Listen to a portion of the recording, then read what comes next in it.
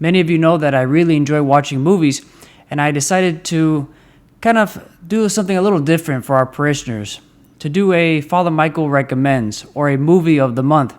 And so in the future, I'm going to pick a movie that I'm going to highlight and talk about briefly, and maybe you guys can watch it with your families if it's age appropriate, of course.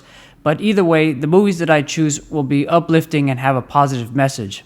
For this month's first movie, I decided to go with the Civil War movie, Glory.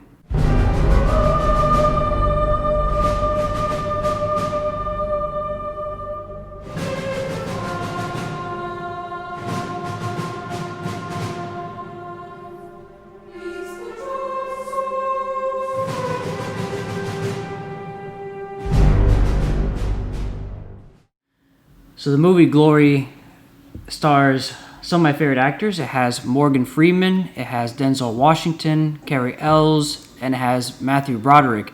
And to help me talk about the movie is Deacon Nick Toledo. And if I'm not mistaken, Nick, this is probably your second time ever watching this movie? Yes, my second time, but the first time I forgot about that I even watched it until I rewatched it. So how long would you say was the last time you saw this movie? It must have been sophomore year of high school, so definitely 10 years. So it's been about a decade. So about a decade. So what are your first impressions about the movie? We just recently saw it not that long ago. Yeah, I think it's an incredible movie. Very much speaks to the time, and especially appropriate for these days in which we have so much apparent divide within our society. So it is a very realistic movie in that sense that they're able to approach it from the different dimensions that are going on within these communities. One of the reasons why I chose this movie is because everybody's fighting for a common cause in this movie. We're seeing things from the perspective of the first black regiment in the Civil War, first black regiment in U.S. history, the 54th. And what I like about this movie is it highlights that not everybody agrees on everything. Mm-hmm. And we see that there's these little divisions, even among the regiment, among the soldiers themselves. Yeah. We see that with the character of Denzel Washington and Morgan Freeman. There's division among the officers. And sometimes I think, and this is why I chose the movie, sometimes I think we can get so caught up in these little infighting that we forget to see the big picture of what it is that we're actually fighting for. Mm-hmm. And like you were saying, I think this really does speak especially to our times today. Mm-hmm. Is that the same impression you had? Yeah, definitely. It speaks to it. As you said, it shows clash within the regiment, within the 54th. It shows clash between the regiment, the 54th, and the officers, and especially those officers which have not signed up to lead the 54th. And it shows division within the officers outside of the situation itself. And so it's just speaking to all these different dimensions that are taking place within these communities, and that it's not as simple as just the traditional, as you would say, whites versus African Americans. Like, that's not that simple. It carries many levels to it. So one of the things that I like about the movie also, as I think about it, is that even when you look at some of the soldiers that did sign up to fight, you see that there's even class divisions. Mm. You see that one of the characters comes from a very white-collar family.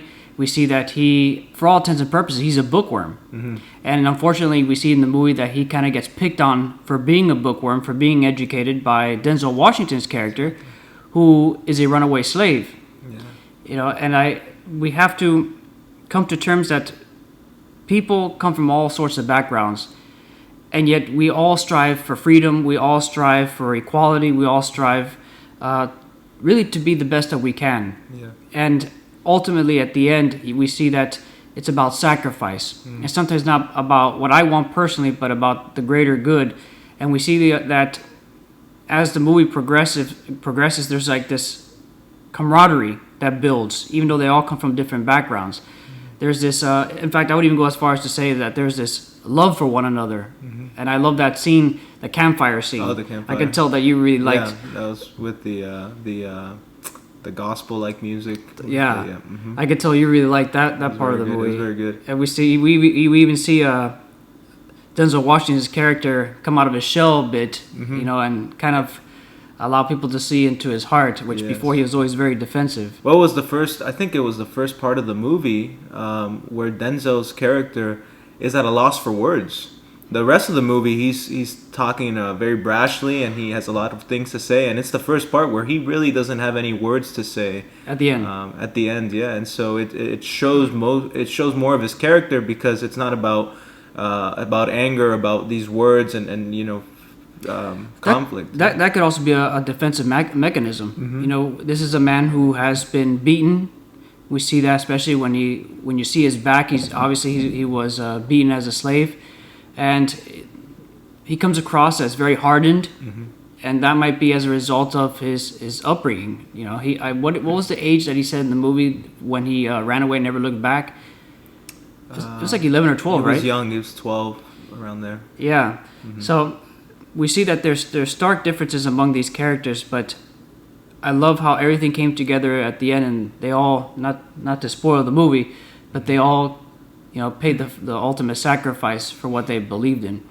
And so, any last thoughts before Yeah, I think one of the changing moments for me in the movie was the interaction between Morgan Freeman and Denzel Washington, when Denzel starts, speaking against Morgan Freeman and what the rest of the people are standing for, and just that divide of Morgan just showing Denzel how Denzel thinks that he's fighting against the system, but really Morgan is just trying to tell Denzel, no, like, you've bought into it, and you have allowed yourself to be trapped into this situation, rather than seeing yourself as still free within this situation. And it speaks a lot of Morgan's character as the wise figure of the movie.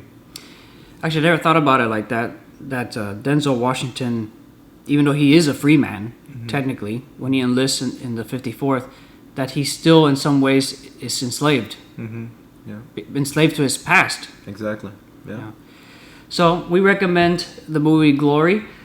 Just a couple of things, because not for everybody. It is rated R. It has some strong language, and it has violence. But it is an excellent movie, winner of 3 Academy Awards. In fact, Denzel Washington won Best Supporting Actor. And so if you have a chance, I highly recommend you pick up the movie Glory. Until next time, thank you.